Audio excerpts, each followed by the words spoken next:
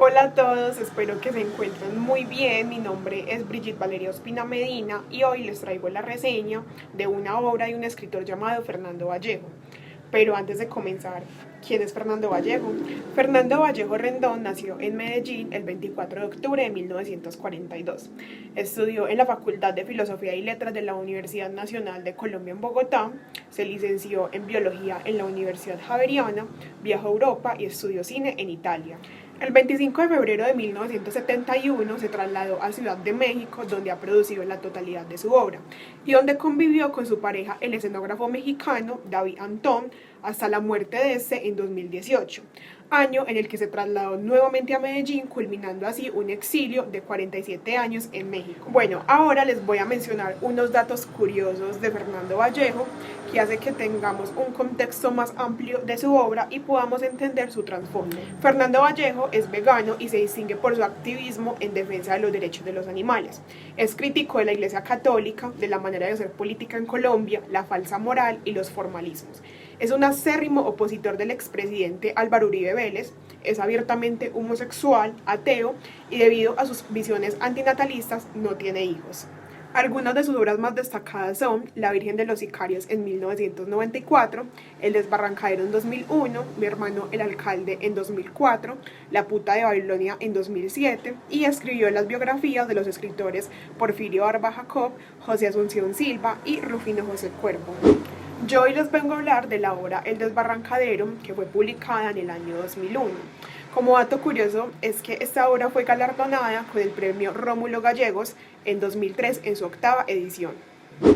El Desbarrancadero es una obra intimista, compasiva, una narración amorosa que nos relata el padecimiento de dos hermanos. El mayor, llamado Fernando, que sufría como propios los dolores del SIDA de su hermano menor, llamado Darío. Los dos eran homosexuales, marihuaneros, parceros, compinches en el disfrute de la vida.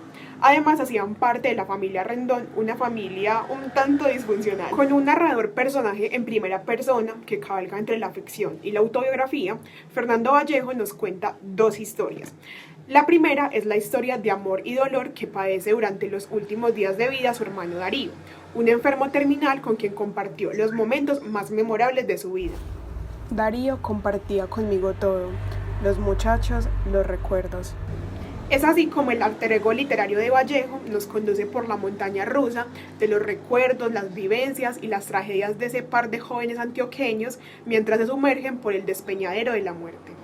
Bueno, la segunda trama es como una historia secreta, es la catarsis de una diatriba contra la sociedad colombiana de finales del siglo XX.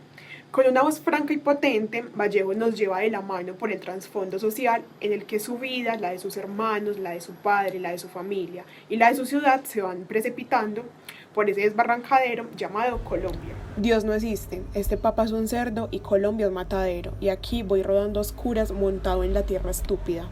Bueno, para tener un contexto más amplio de la obra, vamos a partirla por diatribas. Entonces, empecemos.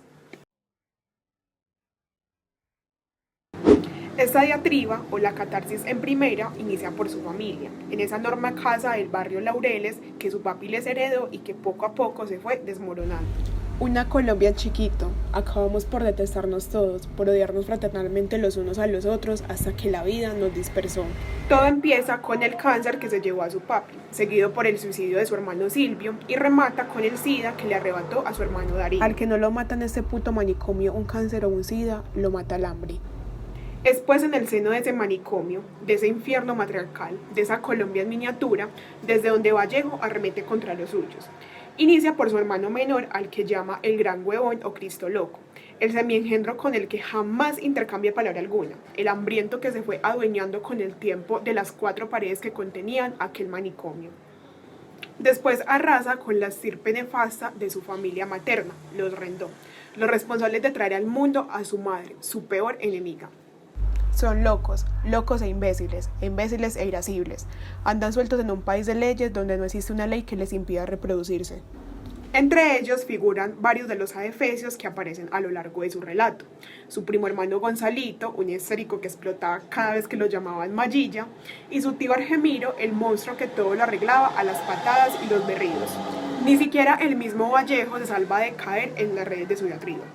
A pesar de considerarse el más grande escritor de ese matadero, el único que escribe después de muerto es un viejo huraño que no soporta a nadie, ni siquiera él mismo.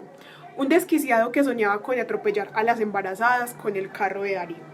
El desquiciado maricón que hace fuerza para que Colombia nunca gane un mundial de fútbol. El racista que desprecia a los negros, reduciéndolos a seres perezosos por naturaleza y dispuestos siempre al sexo. El misógino que culpa a las mujeres de la abundancia de animales bípedos que malviven en el mundo. El viejo que extiende sus brazos para recibir a la muerte en un mundo donde el hombre nace malo y la sociedad lo corrompe aún más. A fin de cuentas, él es el responsable de poner a Darío en el borde del desbarrancadero al introducirlo cuando era joven al mundo de los muchachitos y la marihuana. Esa desazón empieza a tomar forma mientras nos lleva a recorrer la geografía de la ciudad.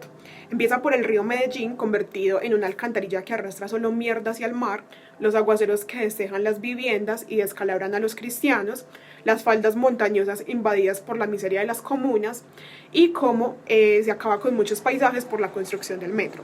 Estos son algunos signos de la decadencia que destruyó la ciudad de su infancia. Pero la catarsis contra la capital antioqueña no se detiene allí. El autor también critica a esas ciudades que emergen en la época de la violencia y el narcotráfico. La ciudad de los traquetos con sus edificios mafiosos de los que ni su amado barrio Laureles logró salvarse. Es otra ciudad pobretona donde solo los ricos andan en carros y donde los pobres nunca compran, solo roban y vuelven a robar mientras pichan y paren. La ciudad miseria donde los niños no llegan a jóvenes y donde los viejos malviven entre el rencor y el odio. Sigue con el país matadero, ese país donde mandan los cacos. ¿Y qué son los cacos? Ladrones que roban con habilidad. El país del cuchillo donde los liberales y conservadores llenaron de decapitados y gallinazos los ríos de ese valle de lágrimas y sufrimientos. Ese país pobre en presupuesto pero rico en odio, en donde habita la hijueputez. Pero, ¿qué es la hijueputez? La hijueputez es la manía de un hijueputa de joder por joder. Ese país invadido por la guerrilla, desangrado por los sicarios, radicalizado por los políticos, en donde todos los días no hay sino muertos, muertos y más muertos. Esa Colombia malpatria, asesina y desmemoriada, donde el que respira estorba y donde condecoran con balas. El país dividido entre asesinos y cadáveres. Bueno, ahora les voy a mencionar unas frases, unos momentos, unos hitos que fueron importantes en el desarrollo de la obra El Desbarrancadero. Vallejo decide medicar a su hermano con productos veterinarios como la sulfaguanadina.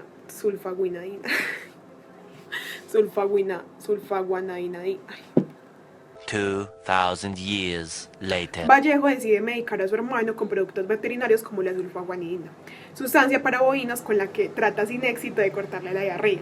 En cualquier otra historia, esta situación sería un problema grave y ético, mientras que en Vallejo se convierte en una meditación que presenta la quebradiza animalidad de los hombres, a quienes él no detesta por ser negros o blancos, liberales o conservadores, colombianos o mexicanos, maricas o mujeres, sino por su condición humana.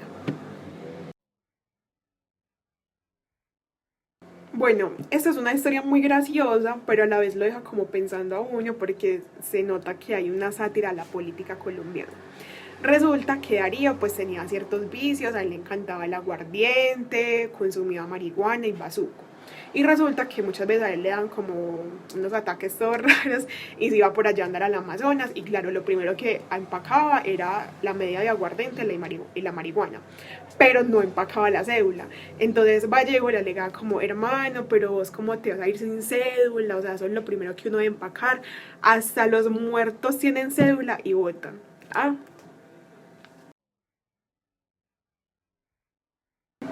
Vallejo dice que el vicio de los vicios es el vicio continuo de querer estar vivos. Por él dice que esto es algo que pues tarde que temprano nos vamos a curar de él, porque pues la muerte es inevitable y lo único que tenemos seguro cuando estamos vivos es que la muerte llega.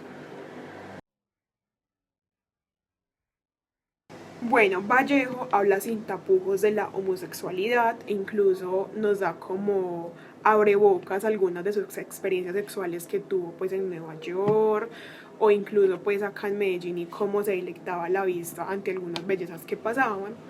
Pero también es muy gracioso ver cómo él hace como ciertas referencias, incluso a modo burla, de esa condición pues del ser homosexual. Entonces hay una que pues él dice que cuando recibieron los resultados de la prueba de VIH, pues él digamos que también sintió como ese remordimiento, porque sabiendo que él había arrastrado a Darío en la juventud pues como a ese mundo de las drogas, de los muchachitos y todo eso, cómo es que el resultado de Darío salía positivo y el de él negativo. Otra cosa que decía, pues ya era como más a referencias de ciertos lugares o de ciertas personas que él detestaba. Entonces, por ejemplo, él estaba como muy enojado porque ya prácticamente los ríos no eran tan vertiginosos como lo eran antes, a causa pues de toda la explotación de los recursos pues que hay como en este país. Entonces, como antes el río Magdalena y el río Cauca eran muy vertiginosos, y ya ahora son ¿cómo se dice? Arroyitos, mariconcitos.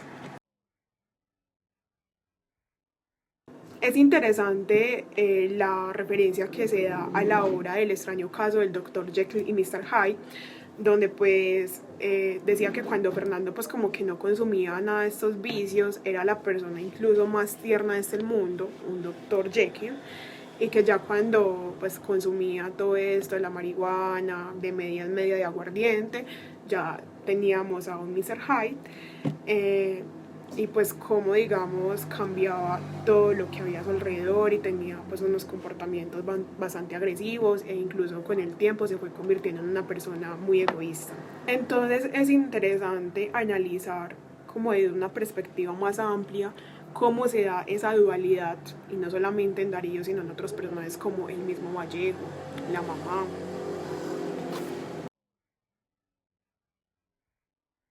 Vemos como hay una influencia muy presente el escritor Vargas Vila, el cual tenía una postura muy revolucionaria, un estilo de vida muy extravagante e impúdicos motivos literarios, los cuales dieron pie a que en torno a él se tejieran muchas leyendas y le llovieran críticas corrosivas, frente a las cuales él permaneció intacto. También hay referencias a la ley de Murphy. Esta ley revela el rasgo de la cultura, que es el énfasis selectivo en lo negativo, o sea, la tendencia a prestar mucha más atención a las cosas que salieron mal que a las que salieron bien. En algunos casos solamente se recuerda lo negativo, llegando a la sensación de que todo siempre sale mal. Algunos ejemplos que se muestran en la obra de esta ley es que nada es nunca tan malo que no pueda empeorar, lo que más crece es lo que menos se desea, y los sistemas nuevos generan problemas nuevos. También se evidencia una referencia implícita al carpe diem, que es un tópico literario en el que se anima a aprovechar el momento presente sin esperar el futuro. Entonces aquí es cuando vemos que Fernando constantemente nos decía que debíamos vivir haciendo lo que se nos diera la gana. Bueno, uno de los momentos más representativos de la historia es cuando muere su papi. El papá de Vallejo estaba enfermo de cáncer en el hígado, y Vallejo decía, listo, o sea, a mi papá el cáncer le mató el cuerpo, pero su alma ya estaba muerta. ¿Y por culpa de quién? Por la loca, por mi mamá. Entonces ahí podemos establecer como una analogía, que cuando pues llegamos a un momento de nuestras vidas donde ya somos muy monótonos o somos simples borregos de otras personas o de sistemas, prácticamente estamos muertos en vida. Una de las cosas que le da como mucho valor a la obra es que esta historia no cae como en sentimentalismos exagerados, sino que al contrario produce mucha ternura. Entonces un momento muy bonito, pero a la vez muy triste, o sea, fue muy agridulce. Es que cuando pues murió el papá de Vallejo y pues ya llegó la funeraria por el cuerpo, uno de los de la funeraria le preguntó a Carlos, que era un hermano de Vallejo, que si de pronto el señor traía como algo de valor para quitárselo. Y Carlos lo que le respondió fue, lo único de valor es él. Aunque digamos en su momento los vicios afectaron a Darío, pues también en algunas ocasiones lo ayudaban, porque pues cuando Darío estaba como en esa fase terminal de la enfermedad, pues prácticamente la marihuana era lo único que le hacía dar apetito. O sea, si él se fumaba unos porritos, pues probablemente como que recibía algo de comida. Y también pues prácticamente en la obra se evidencia una oda al aguardiente, o sea, viva el guaro. Y pues Vallejo dice que sin aguardiente Colombia no es Colombia, porque dice que el aguardiente nutre las potencias, las ilusiones, las ambiciones, los sueños. ¿Tiene limón? Sí. Me hace el favor. ¿Algo más? No. O de pronto un traguito de aguardiente sencillo. Sí. Oh. No, mira, mejor que sea doble. Doble, listo. ¿Qué vale la media?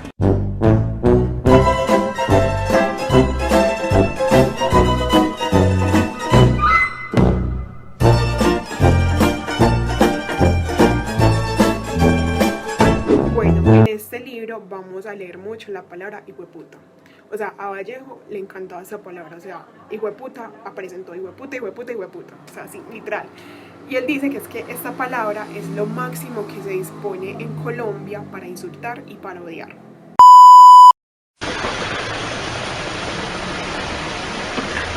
Es que la joda, aparte de catrej, hijueputas. ¿Qué está comiendo el grosero? ¿Qué es la cosa, gran hijueputa? ¿Y usted qué, hijueputa? Cierra su puta madre. Usted es grosero usted, hijueputa. Aprenda a manejar, cabrón de mierda. Hijueputa. ¿Y grosero qué? ¿Y usted qué, gran hijueputa? ¿Qué va a hacer? ¿Qué? Que tóqueme. ¿Qué? ¿Tóqueme qué? Tóqueme. ¿Tóqueme qué, gran hijueputa? Sí, tóqueme, gran hijueputa. Llame a la policía, gran hijueputa, perro. Una anécdota muy significativa que nos cuenta Vallejo en el libro es algo que pasa en una finca que tenía la familia de él por los lados de Envigado. ¿Por qué es significativa? Porque ahí se nos da como un abreboca a la concepción que tiene Vallejo acerca del amor. Él estaba en la finca con su abuela y él le preguntó a su abuela que ella quién quería más, que si al abuelo o a él. Y ella trató de decirle como, no, mi hijo, yo quiero a los dos por igual. Pero Vallejo decía que él sabía que eso era falso, que eso era mentira, que ella quería más al abuelo. Entonces ahí es cuando llega a la conclusión de que el amor es desbalanceado, es desajustado, es desequilibrado, es cojo. Y que el hecho de que nosotros queramos más a una persona que a otra no es malo. También evidenciamos el amor tan puro que le tenía a su padre a tal punto que lo ayuda a morir para librarlo de tanto sufrimiento e infamias de la vida, y el amor tan genuino que tenía con su hermano, esa complicidad a tal punto que él decía que tenían el alma, los sueños y los recuerdos sincronizados. El Desbarrancadero es una novela honesta y crítica sobre esa sociedad colombiana que se sumerge en el más profundo de los precipicios durante una de las épocas más oscuras. La diatriba que inunda las 200 páginas del libro no es más que la catarsis colectiva que le regala Vallejo a todos los colombianos.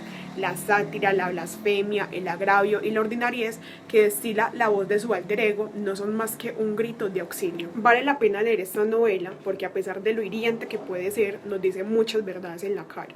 Es una representación contundente de la frustración e inconformidad que muchos sentimos con este país violento, corrupto, de doble moral, desigual y a la deriva, al que todos también amamos a la vez.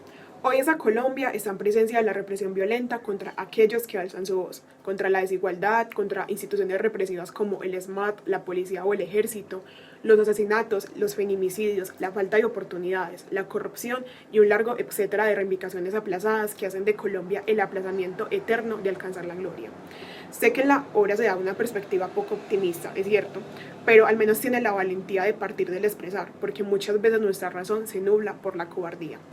A modo de cierre, parto del hecho de que siento que en el libro se promulga mucho la libertad y siento que eso es algo muy significativo, ya que también es como una invitación a que no nos sumamos a lo que ya está establecido, a que no nos dobleguemos ante ello, sino que por lo pronto busquemos como experimentar más en nosotros mismos, en nuestras opiniones, en nuestros ideales. Entonces traigo a colación una frase del ex sacerdote Alberto Linero, que me pareció muy importante, ya que esto lo comunicó después de haber renunciado a su vida sacerdotal y pues como todo esto arrasó con una polémica. Uno tiene que pasar por la adversidad, la indecisión, la confusión y el dolor para vivir una vida humana, para no ser una hoja en blanco guardada en un cajón sin jamás ser usada por nadie. La vida es para vivirla en libertad y de acuerdo con mis propias convicciones. Bueno, esto fue todo por hoy. Espero que les haya gustado el contenido de la reseña y pues, como de paréntesis, fue un libro que me disfruté mucho, me lo leí en un día, aparte porque conecta mucho pues con las personas, por ejemplo, que somos de acá de Medellín, a leer que se mencionan pues como lugares como muy importantes de la ciudad o que son muy conocidos, como hay como un lenguaje tan coloquial que lo hace a uno incluso pues como amañarse o sumirse pues como en esos recuerdos, en esas descripciones o incluso establecer paralelos con lo que uno ha vivido. Y sí, pues fue un libro la verdad muy gracioso al principio, muy nostálgico al final. Cuando ya lo terminé yo era como que bueno, ¿qué hago? Pues porque incluso las palabras como que se me quedaban cortas porque pues al principio no tenía como tantas expectativas de la historia, pero siento que me logró atrapar. Puedo ya darle como otra perspectiva a las obras de Vallejo, a sus opiniones, ¿cierto? Que son un poquito controversiales, pero que de alguna forma tienen todo el sentido, sino que él las dice a su manera. Y bueno, después de eso me pude escuchar Alcolíricos, Baño de Ruda, siento que es una canción que encaja mucho con la historia, no sé por qué. Entonces listo, espero que les vaya muy bien y bye. Aceite barato a la paila, no importa que haya o que haya, con tanto chicharrón pa' voltearla, garrafa pa' la mesa que baila. Me voy cantando la cenaida, un guaro pa'l guayao, al que no pueda que aplauda. Pa' los pobres inventaron la jaula, libertad pa' los ricos porque pueden comprarla. Súbale a la guachafita y bájale al pasante que eso no es agua bendita, le dimos la piña.